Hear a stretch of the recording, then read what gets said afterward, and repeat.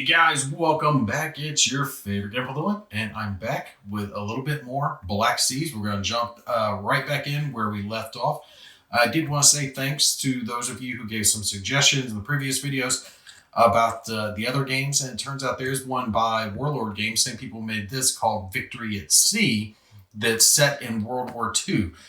So yeah, I am definitely going to have to check that one out, but it's actually a little more expensive than this one to get into. I think a lot of the ships are just resin based from the looks of it. I'm not entirely sure, but the starter pack is somewhere around maybe $25-$30 more expensive, and then like it's only basically like boxes of a whole navy, so like USA, Japan, Britain, whoever. But it does look like an interesting World War II naval game. So I'll have to check into that, but it'll probably be much later down the line. All right, so let's get back in here where we left off. All right, so first thing, we got to figure out if our weather gauge is going to change. Shouldn't, but we'll see, because more often than not, it's just going to stay the same. And it did. It's a 5. I'm going to tilt down just a little bit so you guys can see. We got the light nice and bright over here. We'll tilt it around so a little shade in there. All right, so the weather gauge is staying the same, which means we are still coming in from the bottom and going our way up. All right, and like I said, definitely check out the other pictures, because my ships they look okay, but they're not the best that you can do. There are some outstanding ships that some of these people painted out there. All right, but that means we're going to go to this brig, then this frigate, then the third rate, and then the last brig, because we are going to start from the bottom, work our way up. And as you can see, that is the order in which we're going to touch these ships. That frigate is just a little bit like the little pointer part. One of you guys let me know what this part is called of the ship. That the prow or something like that. I know it's not the bow, but the pointy, I've got a little sail bit and tie stuff to it, part of the ship. All right, so fella over here, he's going to increase his sails, right? He is no, he's not going to increase. He's already at battle sails. So he's got to stay at battle sails since it's coming at the side. The way I'm doing the rules is the basic rules, which means the only way you can have the full sails is if the wind is coming in at that angle at the back of your ship. So he definitely can't do that. But what he can do is move 5 inches and then turn, and then move another 5 inches and turn. So let's do this. And for some reason, like I said, I just found it easier to measure these guys from the back than from the front. So we'll move him up 5 inches, just like so. Grab our little whirly dirt here. And like I said, you can do this with the cardboard pieces that come. It's perfectly serviceable, but I just like the wooden pieces. I think they look so much better on the table, and they feel so much better in your hand. All right, so there's that.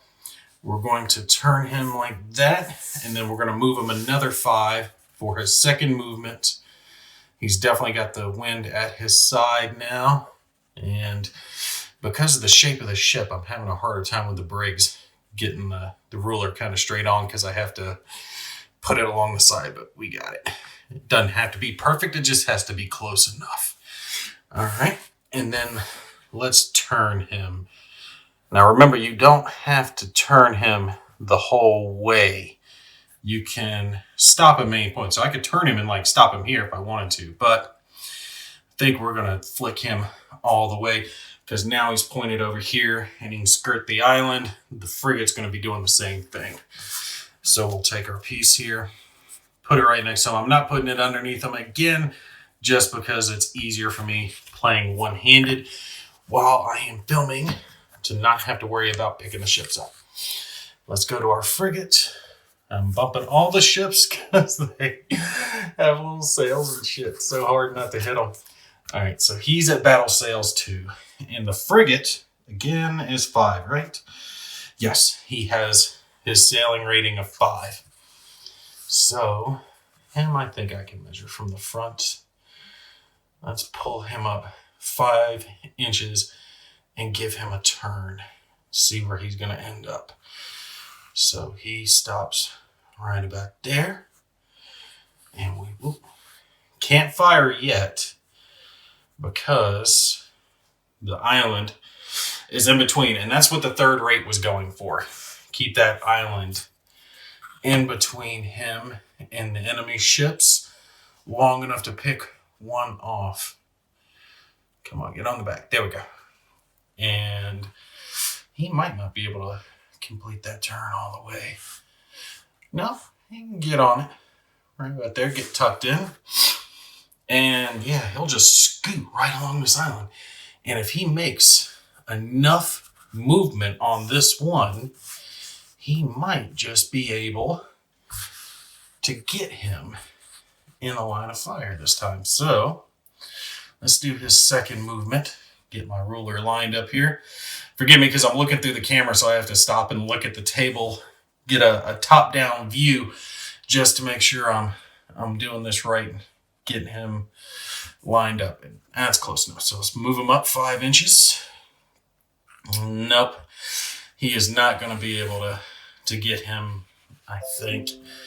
And of course, my computer hasn't made a noise all day, but when I start filming, that's when it's going to beep and let me know something stupid. So let's put this turn radius there at the back. And I think if this ship were, or the third rate were a little slower, like if it had the yellow turning radius, this frigate would have a much easier time getting stuck in and getting on him.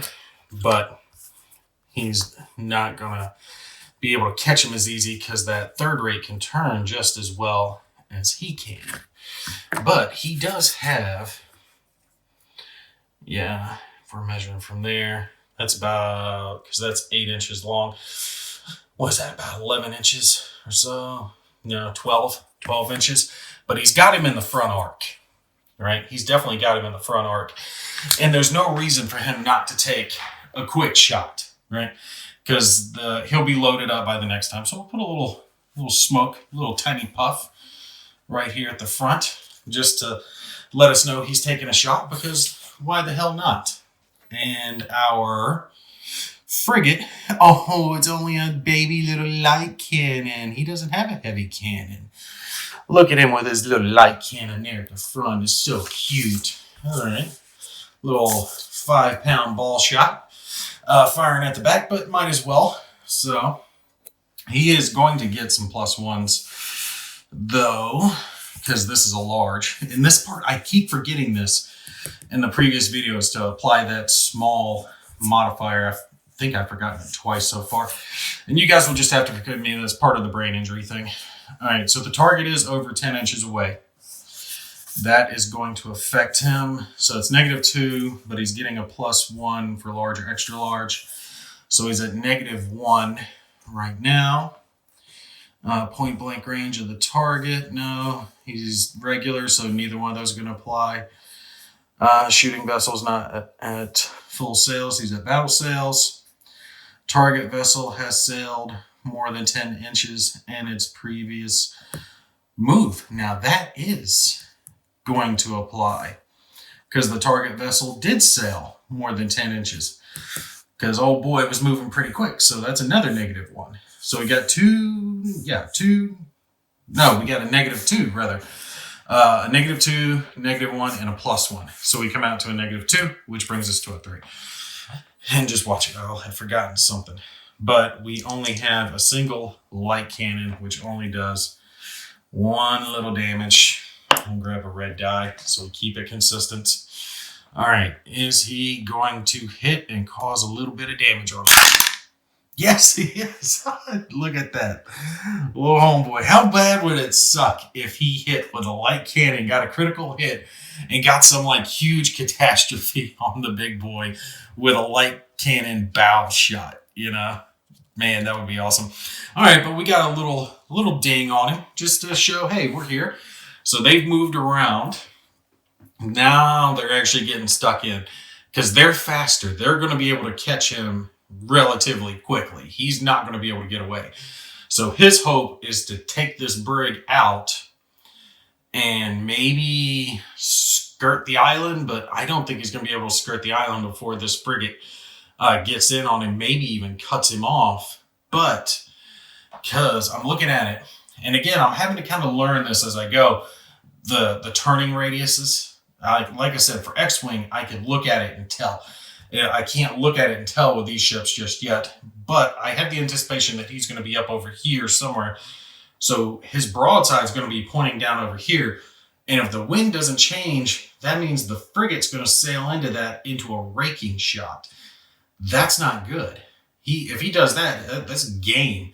Because that like doubles and triples and extra criticals and stuff, just depending, because there's the crossing the T. I think it's called raking when you're coming in the back. And then it's something else when you're coming in the front. But you can do a lot more damage if you're like crossing the T on this game.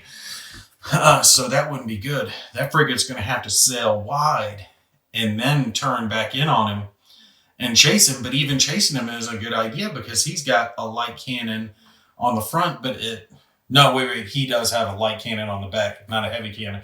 So that would even him up at least. Maybe instead of having this brig chase, I'll have him cut around this side of the island and try to have him pincer him. That way, at least one ship at a time is able to kind of get him in a shot. But if I do that, then he can fire from more than one angle. Okay, I got to stop because I'm debating all this stuff that I'm going to do. Man, I love this game. Even playing it by yourself, it's fun because, like I said in the previous video, the initiative changing because of the ships changing their position relative to the wind means you can't really plan everything out. You kind of just got to go with the flow. It really works well for solitaire play. I got to give him that. All right, so let's stand up here. Now, big boy's dropping. We're going to battle sails. Let me just move that out, which means he's only going to get 2 moves. And what I'm thinking is I'm going to move up 4, because remember, he's slower. Take a broadside. I might be within 3 inches, but I think that's going to be close. Being within 3 inches. If I get homeboy within 3 inches, he's done. He's done. But regardless, I'll take my broadside and then scoot around this way. And I was thinking maybe saving that broadside until after the turn and firing down him. But I think I'm probably going to take it right off the bat rather instead. So when I know I'm going to be in a good position. All right, so let's tilt the camera down just a little bit, big boy. Make sure we got that ruler straight on. So I go straight up this thing because this is going to be close. This is going to be a matter of millimeters. All right, big boy. Scooch up. All right. I got to pull him back just a little bit. Went a little far. And I think that is right there lined up. Okay, so we definitely got the broadside. Now, yeah, because when I turn here, my turn's going to be drastic. My turn is going to be drastic. And I'm not going to be able to turn where I thought because I was wanting to shoot in front of him. Or go in front of him, rather. So I'm going to have to take my first shot here and then do my turn and kind of cut around somehow. It's going to push me off farther that way than I wanted to go. Okay, well, let's do our first shot just to go ahead and get that out of the way. And are we within 3 inches? And I'm going to say that's a no. As I'm looking at it, it is close, but I don't think it is. Yeah, because I've got this lined up right there with the edge of the ship. And you can see we are just short. I'm not going to give him that little touch there that's going. I'm not going to count that. I don't think that works. Bump him back up a little bit where I nudged him. Okay, so we are getting a good shot, though. Full broadside into old boy. And, man, if it had been point blank range with double damage, oh, that would have been awesome. That would have been awesome. But the only modifier I'm going to have is the -1, I believe. That's going to be the only one that's going to matter. Because I'm not full sails, so that's not going to hit it. So it should just be the -1. Let me look just to make sure I'm not missing anything here. All right, so Yep, it's just the -1. I'm definitely not going to aim high. If I had maybe another bonus, I might aim high, but we're not going to do that. So I've got heavy, light, carronade. Yeah, carronade, black. So definitely the black ones and the white ones we want to hit. And if I had the same thing I had last time with these two, that'd be it. That'll take him out. So let's see what we get here. Low numbers, baby. Low numbers. Oh, he's done. He is done. Oh, he's blown to hell. That's a broadside for you, baby. I'm not even going to bother to pull these out. Because that's 2 carronade hits and 2 heavy cannon hits and 3 criticals. 3 blind criticals, man. Third rate is just owning these mofos. I thought it would be a lot closer match, and I think he's just getting lucky on some of his rolls here because this is brutal. I mean, this is brutal. So that's 4 damage, 7 damage, 10 damage done. And imagine that if that were doubled, right? If that were doubled at point blank range, that would have been a 1-shot kill. Man, that's awesome. That's awesome. Plus 3 criticals. Man, let's roll for it just to see what the criticals were against the hull. So it's 10 damage. The brig has been just blown flat apart. We're going to say he hit the ammo thing. And I keep forgetting to print off the critical chart. I do apologize for that, guys. I will do that on the next one. I do promise. All right, so let's roll real quick. First critical, and this is just for fun. The ship's blown to shit, so it doesn't matter. First critical is a 5, which means extra damage. The ship's hull and superstructure take a hammering, roll a d3, and add the result. So he's even more dead. He was already on fire as well. Second critical is a 1, which is quarterdeck hit. The quarterdeck is the ship's nerve center, where command and control orders are given to the vessel and morale is maintained. So in other words, where they drink their grog. Place a quarterdeck hit token next to the ship and remove it at the end of the next activation. No change of direction or level sail can be made. Man, he already had that going on anyway. Without passing a skill test, if the ship fails, ship continues to move in a straight line, current sail, and all shooting suffers a -1. And its last critical was a 3. We got a little bit of everything. Ooh, we got his rudder. Place a rudder hit token next to your ship at the next activation. Roll a d3. On a roll of 1, the ship will change its direction to the full extent of its turn arc to the left at the end of each movement. On a 2, the ship cannot make any changes of direction this turn. On a roll of 3, the ship will change direction, full extent of its turn arc to the right at the end of each movement. Remove the token at the end of the next activation as the crew take control of the helm again or unjam the rudder. Good grief. Man, I love these criticals. They do some awesome stuff. I mean, I wouldn't like it if my third rate were being hit with it, but he kind of needs to because he's cooking the goose over here. All right, I got to finish moving him. We're just going to pull this one off the board because he's blown all to hell at this point. All right, so let's pull this off because I don't need to worry about that for the remainder of this turn. It just looks cool on the board. But that does mean that I get to make the full extent of my turn here. And then I can make another 4-inch move.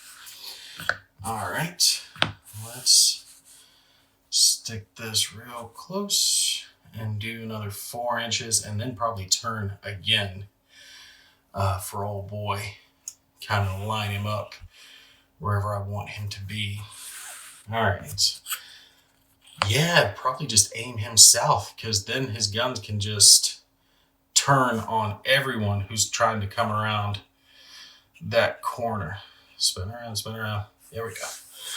Perfect. Oh, that is going so well for me. And we'll leave the cotton there just because it does look kind of cool that the ship is fired and blown that guy out. And